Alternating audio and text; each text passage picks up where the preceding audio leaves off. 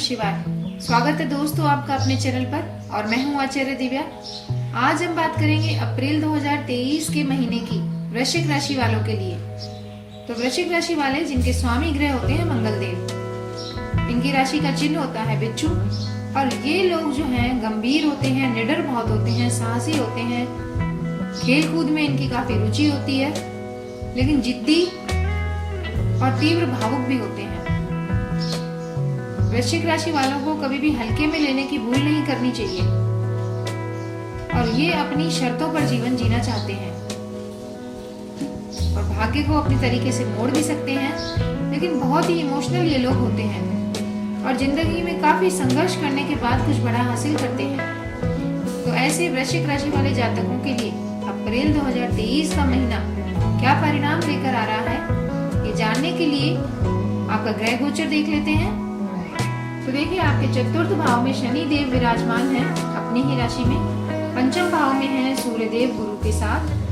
छठे भाव में राहु, शुक्र और बुध हैं। आठवें भाव में है मंगल देव और आपके 12वें भाव में है केतु देव। तो ग्रहों की यह पोजीशन आपके लिए पूरे महीने क्या लाभ लेकर आएगी समझने की कोशिश करते हैं।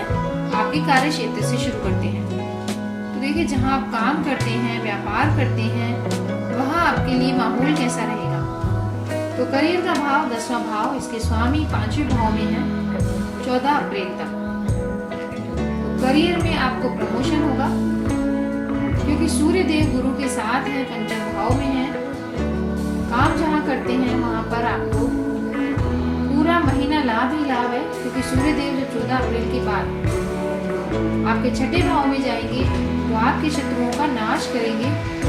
तो गुरु की दृष्टि से करियर आपका बहुत ऊपर जाएगा और 14 अप्रैल के बाद जब सूर्य देव का गोचर आपके छठे भाव में होगा तब आपको प्रसिद्धि मिलेगी, आपके काम बनते हुए दिखेंगे, आपका डिप्रेशन खत्म होगा क्योंकि शत्रुओं का नाश करेंगे सूर्य देव। आपके ऑफिस में अगर आपके खिलाफ कोई स्टाफ पॉलिटिक्स हो रही थी उसका नाश होगा।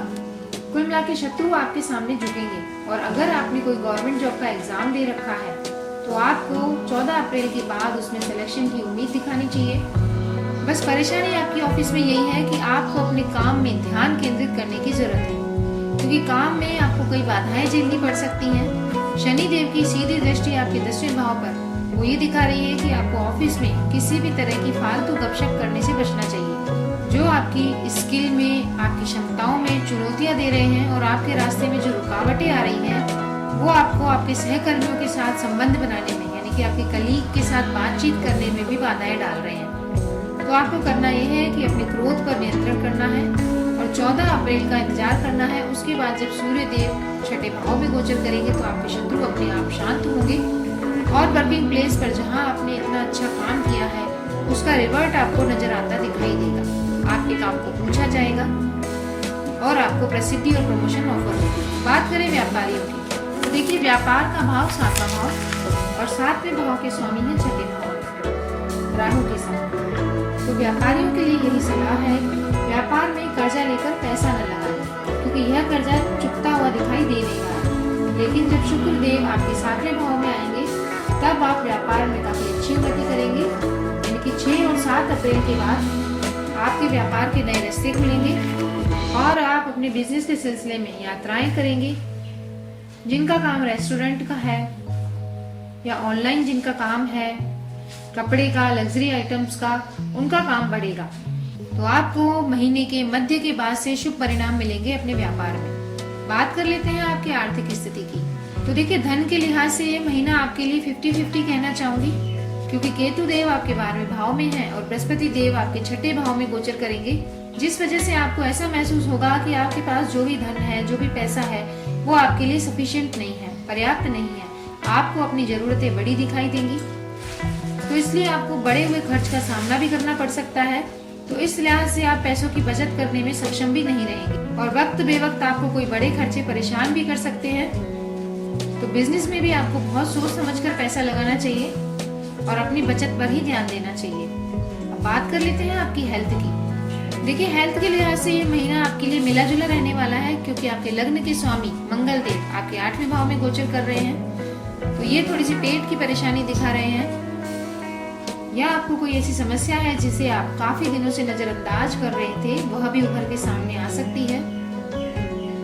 वाहन आपको इन दिनों में सावधानी से चलाना चाहिए क्योंकि दुर्घटना के थोड़े संकेत दिखाई दे रहे हैं। पैर में फ्रैक्चर या चोट के संकेत हैं।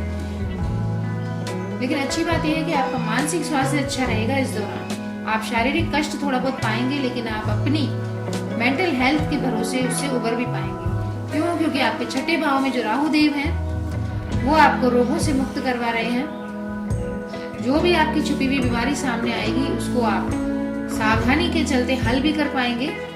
तो जितना हो सके आपको तनाव की स्थिति से बचना है और अनुकूल भोजन, अच्छा भोजन करना है, क्योंकि मंगल और केतुदेव की स्थिति ये दिखा रही है आपको अचानक शरीर में दर्द, जकड़न जैसी समस्याएं हो सकती हैं, जिससे आपको नींद कम आने की प्रॉब्लम आएगी।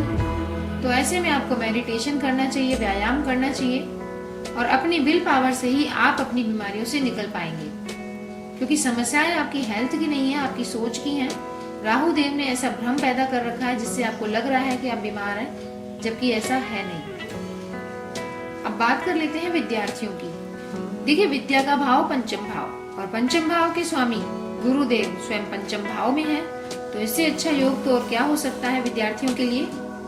आप अपनी पढ़ाई को विस्तारित रूप से कर सकते हैं। किसी नए कोर्स में एडमिशन लेना चाह रहे हैं तो बेशक लीजिए। पूरा अप्रैल का महीना आपके लिए अच्छा रहेगा।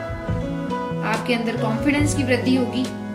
और अगर आपने अपने राज्य से या देश से बाहर के लिए पढ़ाई का सोच रखा है तो ये समय आपके लिए काफी अच्छा बनता है।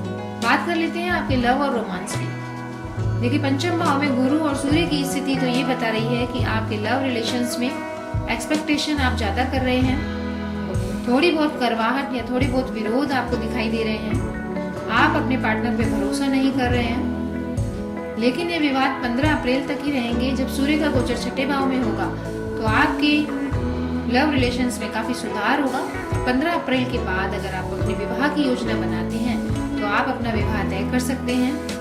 बात कर लें विवाहित जातकों की, तो देखिए, विवाह का भाव सप्तम भाव और उसके स्वामी छठे भाव में शुक्र देव बैठे हुए हैं, जो कि 6 अप्रैल के बाद 7वें भाव में गोचर करेंगे। तो 6 अप्रैल के बाद आपके रिश्ते में मधुरता बढ़ेगी। आप अपने जीवन साथी के साथ कहीं घूमने फिरने की प्लानिंग करेंगे।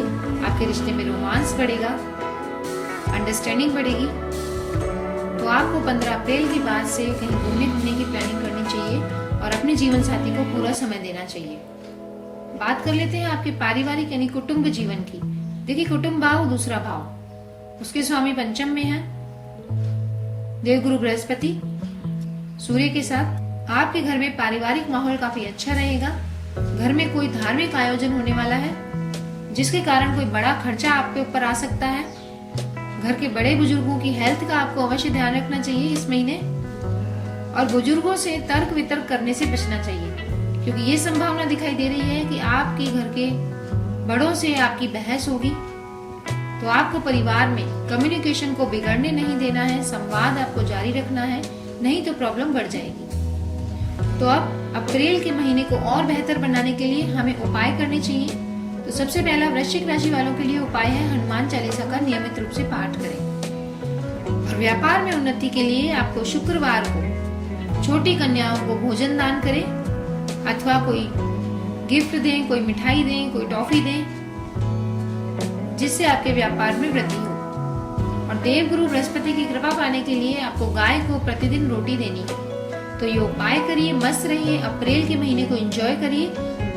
और अगर वीडियो पसंद आई है तो लाइक, शेयर और कमेंट करिए। जीवन में कोई प्रॉब्लम है तो कमेंट में लिख भेजिए, नहीं तो कमेंट में लिखिए हर हर महादेव। ऐसे ही और जानकारी पूर्ण वीडियो में फिर से मिलूंगी। तब तक नमस्कार दोस्तों।